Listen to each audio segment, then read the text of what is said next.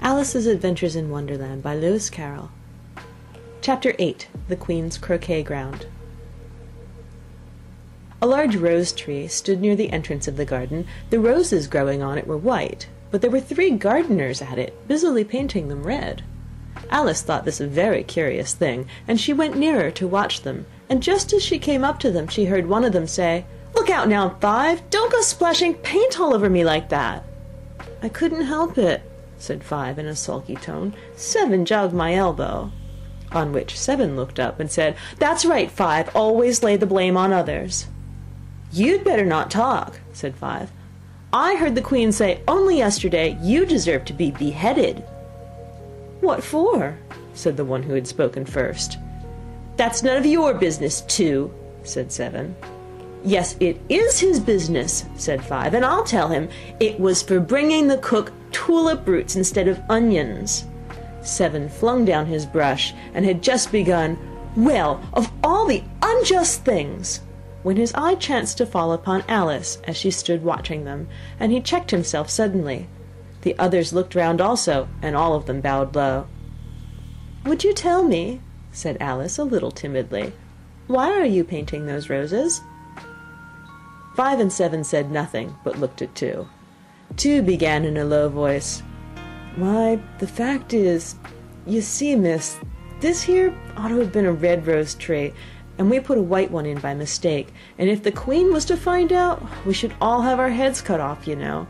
So you see, miss, we're doing our best afore she comes to—" At this moment 5, who'd been anxiously looking across the garden, called out, "The Queen! The Queen!" and the 3 gardeners instantly threw themselves flat upon their faces. There was a sound of many footsteps, and Alice looked round, eager to see the Queen. First came 10 soldiers carrying clubs. They were all shaped like the 3 gardeners, oblong and flat, with their hands and feet at the corners. Next the 10 courtiers. These were ornamented all over with diamonds, and walked 2 and 2, as the soldiers did. After these came the royal children. There were 10 of them, and the little dears came jumping merrily along hand in hand in couples. They were all ornamented with hearts. Next came the guests, mostly kings and queens, and among them Alice recognized the White Rabbit. It was talking in a hurried, nervous manner, smiling at everything that was said, and went by without noticing her. Then followed the Knave of Hearts, carrying the king's crown on a crimson velvet cushion, and last of all this grand procession came the King and Queen of Hearts. Alice was rather doubtful whether she ought not lie down on her face like the 3 gardeners, but she could not remember ever having heard of such a rule at processions.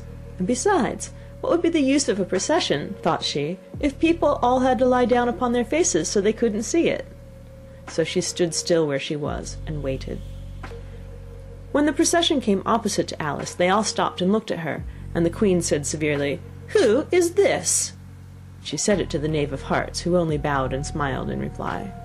"Idiot," said the Queen, tossing her head impatiently, and turning to Alice, she went on, "What's your name, child?" "My name is Alice, so please your Majesty," said Alice very politely, but she added to herself, "Why, they're only a pack of cards after all. I needn't be afraid of them." "And who are these?"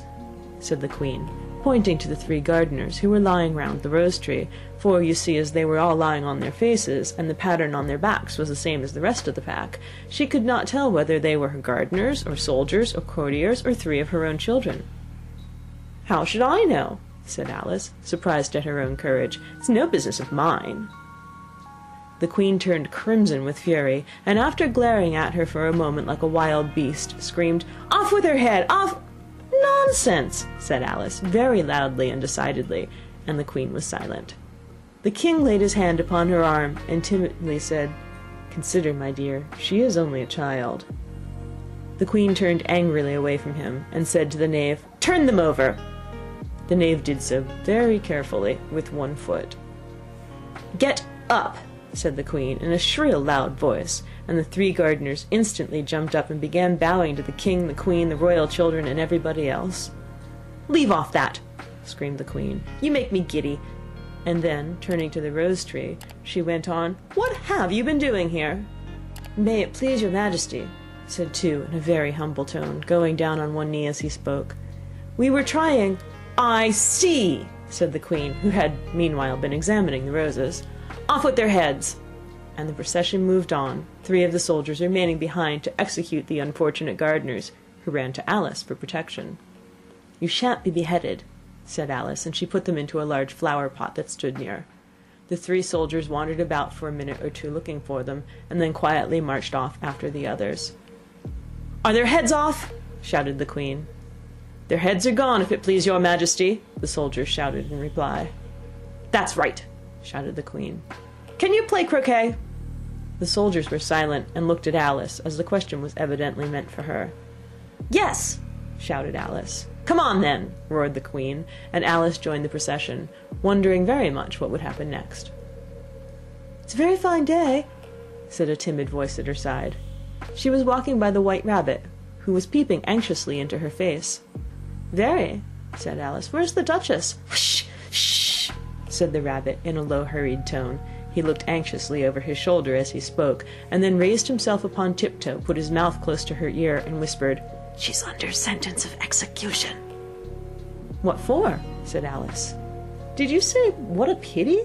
the rabbit asked. "No, I didn't," said Alice. "I don't think it's at all a pity. I said, 'what for?'" "She boxed the queen's ears," the rabbit began. Alice gave a little scream of laughter. "Oh, hush!" the rabbit whispered in a frightened tone. "The queen will hear you. You see, she came rather late, and the queen said—" "Get to your places!" shouted the queen in a voice of thunder, and people began running about in all directions, tumbling up against each other. However, they got settled down in a minute or two, and the game began. Alice thought she'd never seen such a curious croquet ground in her life. It was all ridges and furrows. The balls were live hedgehogs, the mallets live flamingos, and the soldiers had to double themselves up and to stand on their hands and feet to make the arches. The chief difficulty Alice found at first was in managing her flamingo.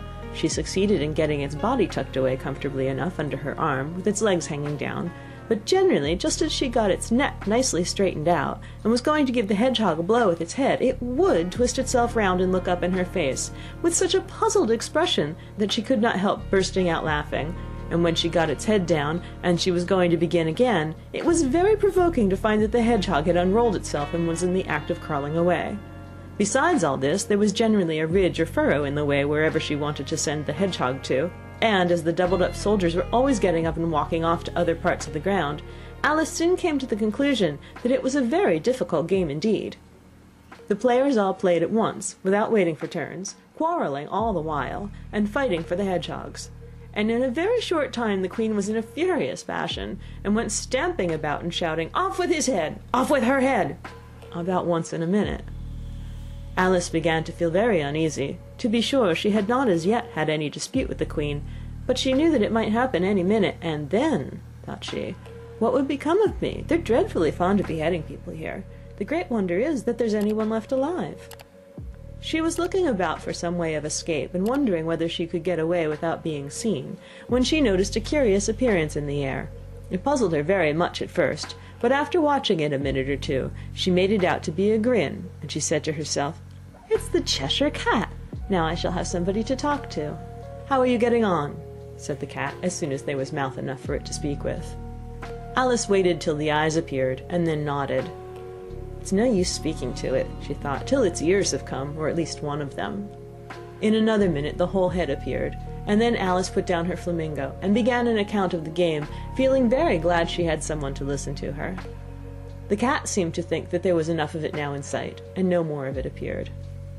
"I don't think they play at all fairly," Alice began, in rather a complaining tone, "and they all quarrel so dreadfully one can't hear oneself speak, and they don't seem to have any rules in particular. At least, if there are, nobody attends to them.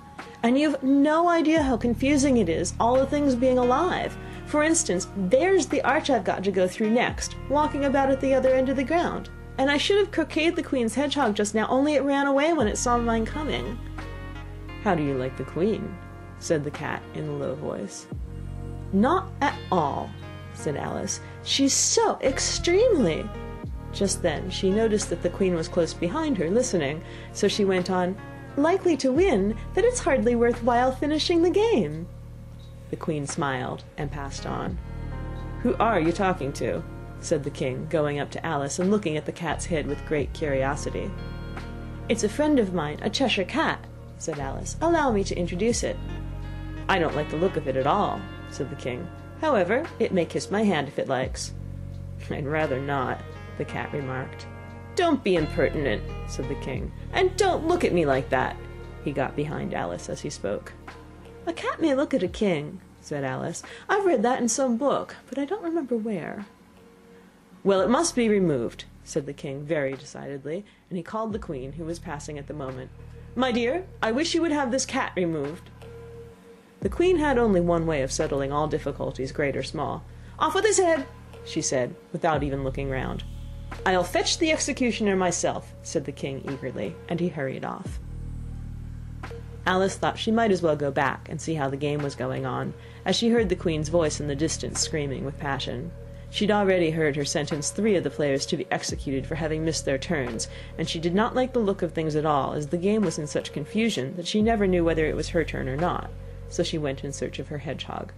The hedgehog was engaged in a fight with another hedgehog, which seemed to Alice an excellent opportunity for croqueting one of them with the other. The only difficulty was that her flamingo was gone across to the other side of the garden, where Alice could see it trying in a helpless sort of way to fly up into a tree.